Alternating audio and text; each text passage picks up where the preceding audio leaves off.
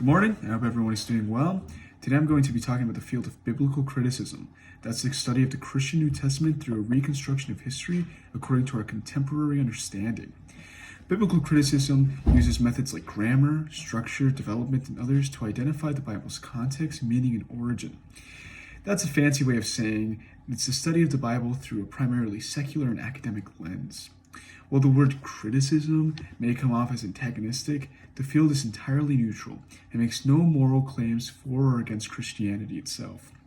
My hope is to demonstrate the New Testament's validity and authenticity in light of biblical criticism, with a special focus on dispelling popular misconceptions about the development and history of the New Testament. I'd like to start off with some background. Biblical criticism began in Germany in the 18th century, primarily as an expression of the Enlightenment and German Protestantism. The discipline, as we know it today, came into fruition in the 19th century. At this point, the field was thoroughly secularized, and the quest for a historical Jesus was the primary concern of its study. This was the origin of many of the critiques that I hope to address, with thinkers like David Strauss, Wilhelm Buss, Johann Weiss in the 19th century, and in the modern day with thinkers like Richard Carrier and most notably Bart Ehrman. Their primary critiques can be broken down to two parts. First, the New Testament was written too late, and/or was fabricated by later writers. Secondly, in the process of copying and recopying the New Testament, mistakes occurred which corrupted the text. If you've ever had a discussion with someone who is critical of the Christian faith, you might have come across these criticisms before. Fortunately for Christians and those who are curious as to the Christian faith, there's good historical reliability to the New Testament, at least as far as the text goes. This is all thanks to a number of historical realities that give even the most secular academic good reason to hold the New Testament as a recording of historical truths. Number one, the numbers and datings of New Testament manuscripts. Number two, the decentralized nature of the early Christian church. Number three, the writings of the church fathers. And number four, the writings of non-Christian historians. As my time is limited, I'll try to run these down as quickly as possible. The New Testament has by far the most extensive collection of original manuscripts, rounding out at around 5,800. This makes it the best attested ancient document in history. This is a good thing. The more manuscripts we have, the better our ability to cross-examine what they say. These documents are also very early relative to the events they record. 110 years after the death of Christ may seem like an incredibly long time, but by ancient standards, it's unprecedented. For reference, the earliest account of the Iliad was written 500 years after its events took place. To clarify, our oldest surviving manuscript dates to about 120 AD, while textual criticism seems to indicate that some Pauline letters, like 1 Thessalonians, were originally written as early as 50 AD. That's 20 years after the crucifixion. Those are just the physical manuscripts. We can basically write out the entire New Testament with early church father quotations alone.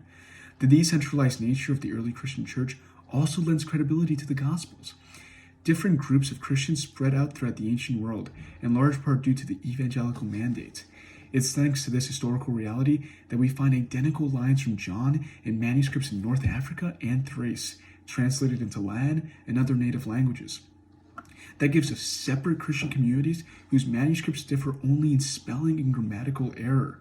The story and message of the gospel fragments are all the same, even with groups who had no direct contact with each other.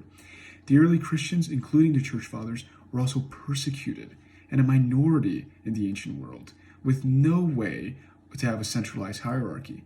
It would have been impossible for them to, say, fabricate a new account of Christ or invent a new dogma. Further, the New Testament was written, as I mentioned earlier, very close to the date that it claims to record. Why does this matter? Well, if the apostles or early Christians decided to just make stuff up or lie about Jesus' public ministry, those who are either first or second-hand witnesses could just refute them. This gets me to my final point. The early church had many enemies and detractors. Even the church detractors validate certain historical realities about Christ. Josephus, Suetonius, Pliny the Younger, and others were not only non-Christians, but hostile to the Christian message. Yet, they all account that there was a first-century Jewish leader who was crucified under Pontius Pilate and whose followers decided to spread the gospel message after allegedly seeing Jesus' resurrected body. What about the errors between the copies? Well, Urnham and his contemporaries are quick to point out that there exists 40,000 variants between New Testament manuscripts. Biblical scholars will be quick to refute that the majority of these variants are spelling and grammatical errors. For example, in Romans 5:1, a single Greek character is up for debate, which would change the verse from "let us have peace" to "we have peace." Dr. James White and Dr. Dan Wallace, two leading biblical scholars, have rounded out the number of early credible biblical corruptions to about 40 lines out of the millions contained in the New Testament. None of these corruptions, I might add, detract from important Christian doctrines. In conclusion, despite what some unreasonable critics may say about the New Testament, or those who have some sort of agenda to carry out, secular and Christian scholars alike can validate and trust the historical accuracy of the New Testament documents.